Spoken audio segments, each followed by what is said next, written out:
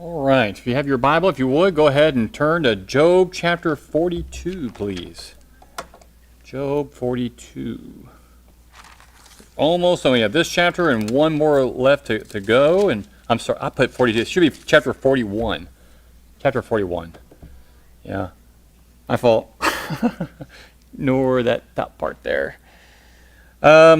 So if you were here with us last week, we were looking at the behemoth, and of course now we're going to look at the Leviathan. He opens up with it in chapter 41, and I got this broken up in two parts. You got God challenges Job to capture the Leviathan there in the first 11, and then he describes the beast to him. I think the reasoning for the description is, you know, it's a sea monster is what we'll see when we get down there. That's the actual Hebrew word. Leviathan is a transliteration of sea monster. And we're going to look at more of that here in just a moment. And so the chance of Job actually seeing one was probably not great, but he's probably heard about them. We see this word is actually used quite a bit in the Old Testament. I'll go to a few of the other passages here in just a moment. But first, let's start by looking at the first 11 verses here in chapter 41. Can you draw out Leviathan with a fishhook, or press down his tongue with a cord? Can you put a rope in his nose, or pierce his jaw with a hook?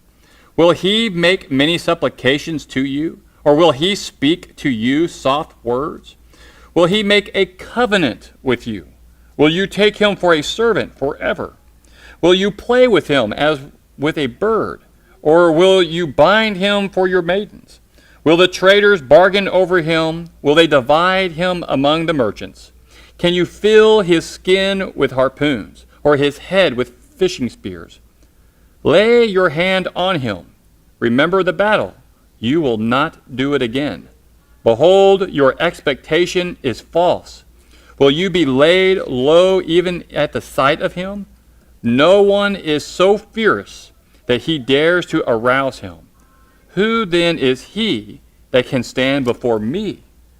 Who has given to me that I should repay him?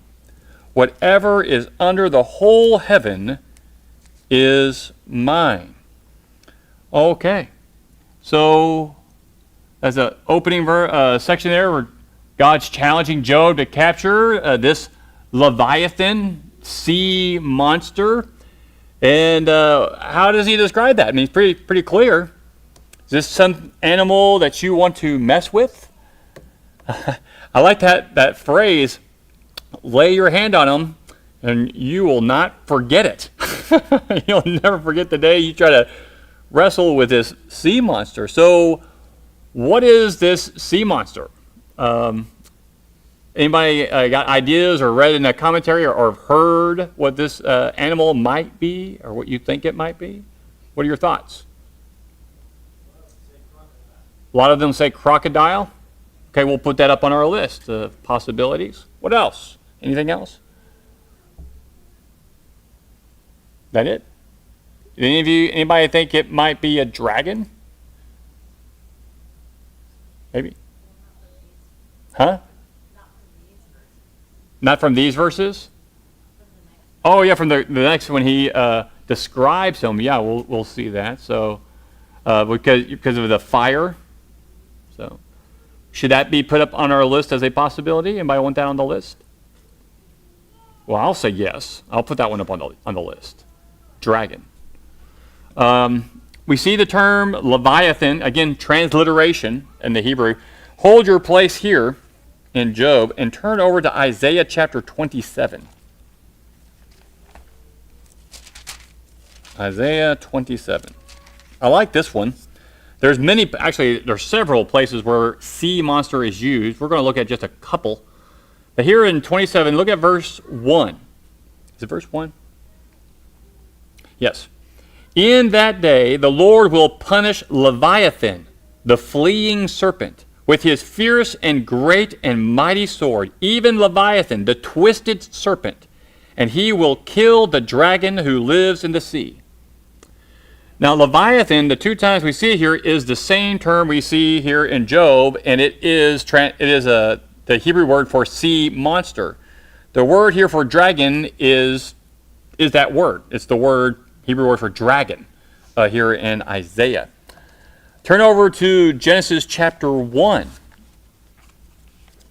Genesis chapter 1. Jody, in Genesis chapter 1, what do we read about in Genesis chapter 1? What is happening? God's creating the earth. That's right. What did I say? What verse? 21. In 21 it says, God created the great sea monsters. Guess what word that is? Leviathan.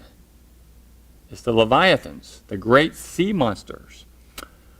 And we see it also used in Job chapter 7, Psalm 104, and many other places the term Leviathan is found in our Bibles. Isaiah is the only one where he uses the term twice and continues the description as a dragon.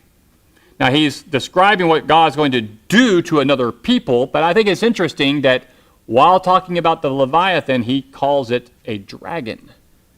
And so let's keep crocodile up there. Let's keep dragon on our list. Remember last week when we were looking at chapter 40 with the behemoth, the possibilities were the hippopotamus and a dinosaur. A lot of commentators say hippopotamus, but it checks a lot of boxes, but it didn't check all of them.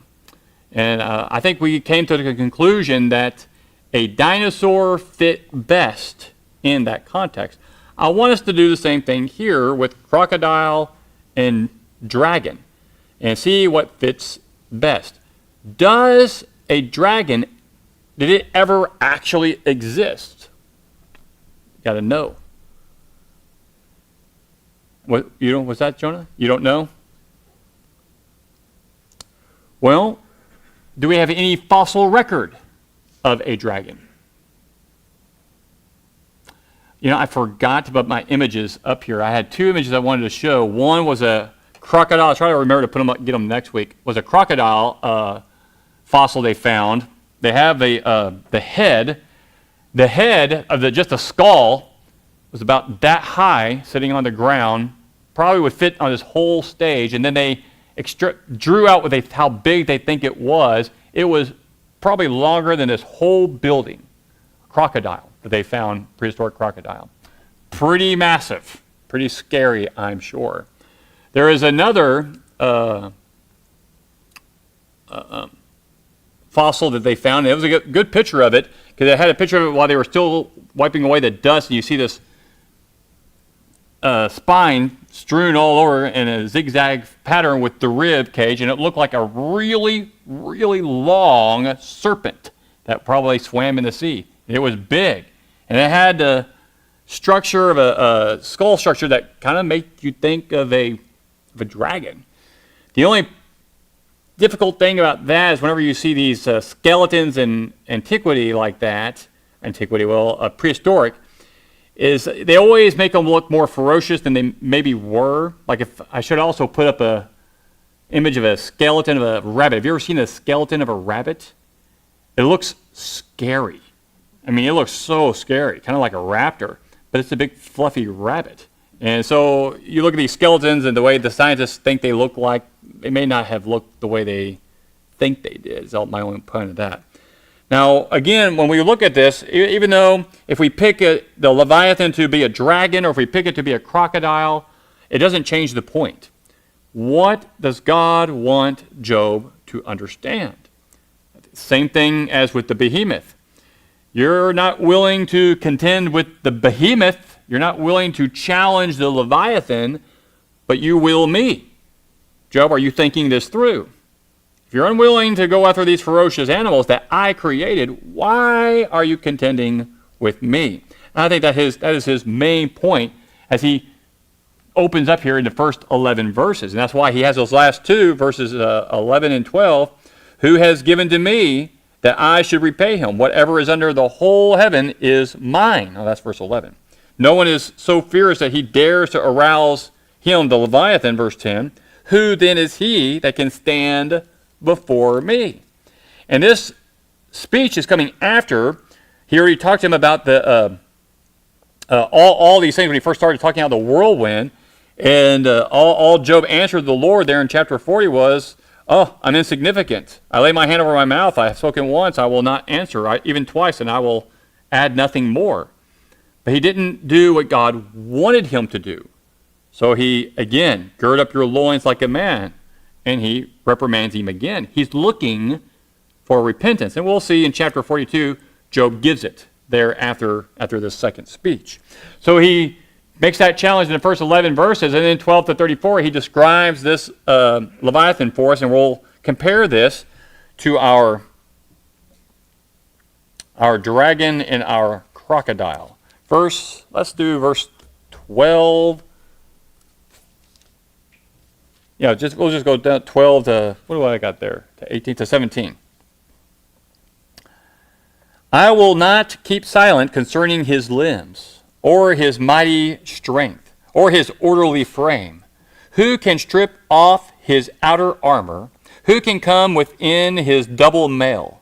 Who can open the doors of his face? Around his teeth there is terror. His strong scales are his pride, shut up as with a tight seal. One is so near to another that no air can come between them.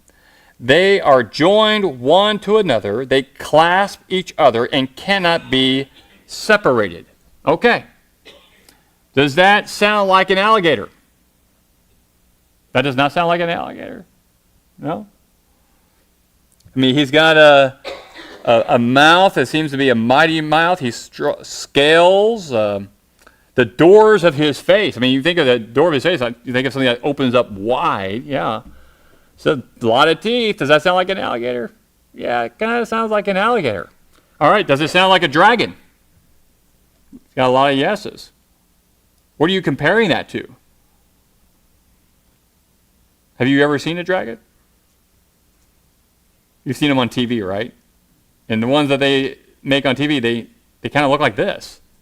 But he's describing. Isn't that weird? Where did they get the idea? And all these drawings of dragons. Well, maybe people got it from Job chapter 41, because it seems to fit what we're reading about here so far, but so does the alligator so far. So we keep reading. Verse 18, and we'll go to 24. He sneezes, or I'm sorry, not he. His sneezes flash forth light, and his eyes are like the eyelids of the morning. Out of his mouth go burning torches. Sparks of fire leap forth. Out of his nostrils smoke goes forth as from a boiling pot, and burning rushes. His breath kindles coals, and a flame goes forth from his mouth. To 24, I'm sorry. In his neck lodges strength, and dismay leaps before him. The folds of his flesh are joined together, firm on him and immovable. His heart is as hard as a stone, even as hard as a lower millstone. Okay. So, looking at this passage here, what do you think? Sound like an alligator? I see a no. Why do you think it's not? What makes you think this is not an alligator? Huh? The fire? Torches? What about a dragon? Well, let's see. Verses 17, 18. I want to read this commentary for you and show you how they explain this. Verse 18. So this is what a lot of the commentators say who want to say it's a crocodile. The vapor, what is vapor? It's water. Water. The vapor emitted by the crocodile when he sneezes causes tiny drops of water to flash in the sunlight. The comparison of his eyes to the eyelids of the morning may be a figure that suggests the Egyptians' use of the crocodile's eyes and eyelids as heralds of the dawn because of the redness that they would when they protrude out of the water. When the crocodile comes out of the water, it expels water from its mouth and nostrils in a hot stream that looks like fire in the sunlight. What do you think? Do you think that's reasonable, or do you think they're stretching for an answer? I think there's any animal that actually put You think this might be more symbolic? Okay, just all right. So that is there are some out there who think. I think I can't remember his name. There was another commentator who looked at this as just a imagery of a great beast, because God does not actually say He created it like He did with the behemoth. So maybe more of a fanciful creature that's not real, but sounds like it might be. It sounds like people have dealt with this, and we see the Leviathan mentioned because it's the term for sea monster, and God does say He created sea monsters in chapter 1 of Genesis. But that could be because does it sound fanciful to think that any animal can shoot fire out of its mouth? What if I told you there is an animal today that could, it doesn't have the ability to spark the fire, but it could shoot fire out of its mouth? And there are videos you can look online where people actually light it and fire comes out of their mouth. Do you know what animal does that? It's a cow. Do you know that? That's right. It's the methane. And people will, and they say if you feed them certain foods, the methane's pretty strong, and they will belch it and spew it out. Actually a couple of commentators speculate that perhaps this is what this sea monster did. It would store up methane, and like a defensive mechanism, it would somehow spark it out of its mouth, and that would be like 1 or 2 times it could do it to use it as a defensive mechanism. Seems strange that any monster that lives in the sea would shoot fire out of its mouth in my mind, but that would make sense. A little strange. Did you have your hand up? We don't know. And that would be, I think that's part of God's argument to Job. What do you know? What do you know? You don't know anything. You can't even, you are contending with me and challenging me, but you're scared of these animals that I created. Why aren't you scared of me? And that is the main point. So, crocodile. Do you think we can make this be a crocodile? Do you think the scholars and the commentators are justified in saying that God means for this to be a trick of the light when the crocodile comes up out of the Nile? I feel like that's a stretch. Well, if I had that picture, you would see it. I mean, that crocodile that they had unearthed, that thing was huge. He does call it a sea monster, and he does talk about it, the ships seeing it, and it seems more likely out in the sea, in the salt. There are no actual saltwater crocodiles or alligators. Some in China and Australia can tolerate a little bit. What is that called? When they're those freshwater and the saltwater mix, bleaching or breaching.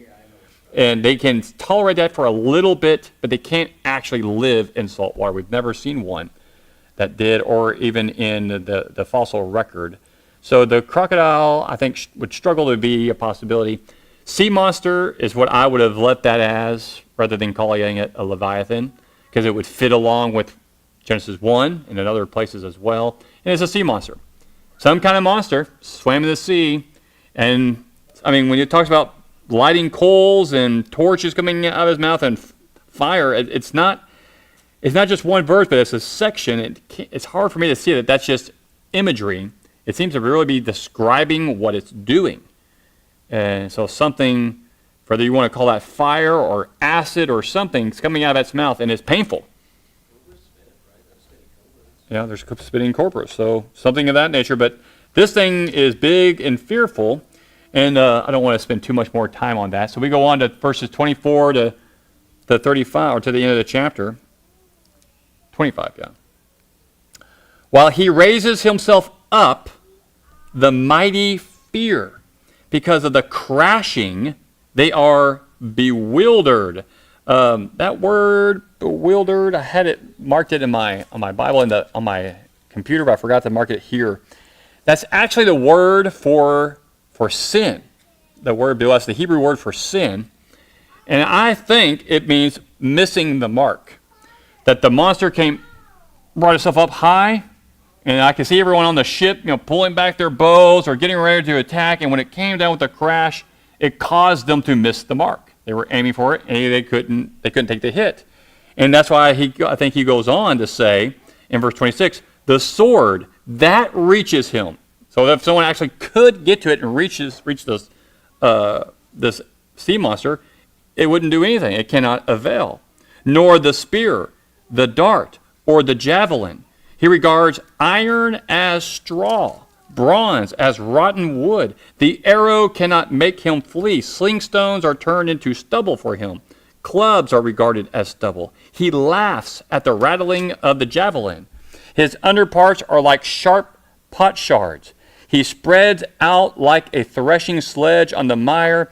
He makes the depths boil like a pot. He makes the sea like a jar of ointment. Behind him, he makes a wake to shine. One would think the deep to be gray-haired. Nothing on earth is like him. One made without fear. He looks on everything that is high.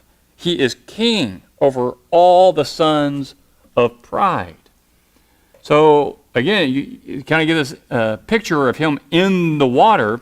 And he's making this white wake. You know how you move the water and it turns foamy and white? It does it so much one would think the sea is of gray hair. It's all foamed up. This is a massive animal.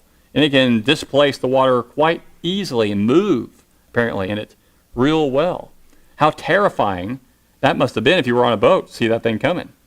And it says, what pride is there that can handle this guy? None. And God created him.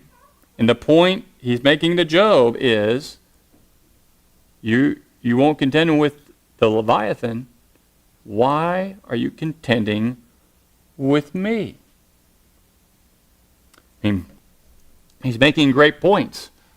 And like we were discussing last week, Job did not repent. But in chapter 42, the first verse 1 through 6, he does. There in verse 6, therefore I retract and I repent in dust and ashes. He was wrong in what he was doing. And so I want to go, again, emphasize, I want us to go back and talk just a minute about why the book of Job is here for us to read. When we're reading through this, and I believe that this all occurred before the flood, what information did God have about Job? We had asked that all throughout the letter. I'll go ahead and give you a little snippet for next week. In verse 5 of chapter 42, Job says to the Lord, I have heard of you by the hearing of the ear, but now my eye sees you. So how has he heard of God? By the hearing of the ear. He's never read about God because there's no book of Genesis or Exodus or Leviticus or Numbers. Those haven't been written yet. I think this gives more emphasis that this happened before the flood. So it's only by hearing. And I think he had the same theology that his friends had, and he was struggling because he knew he had no sin. He hadn't done anything wrong. So he was struggling with making everything fit together.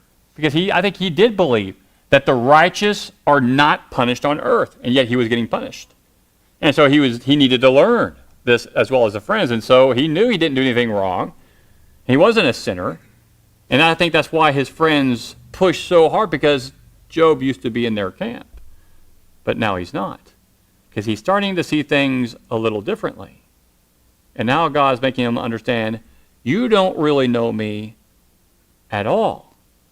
So be careful about the challenges you make of me. And next week we're going to look at chapter 42 and wrap up the book of Job. And when we do that, I'm hopeful that we can continue studying either a book of the Bible or a topic. So any ideas you have, if you want to look at a particular book, I think Mick had mentioned Proverbs, but if you got another book we want to look at, or a topic, Sunday morning where some people were asking me about demons and what they are, and angels, and we could do a study on that. Whatever.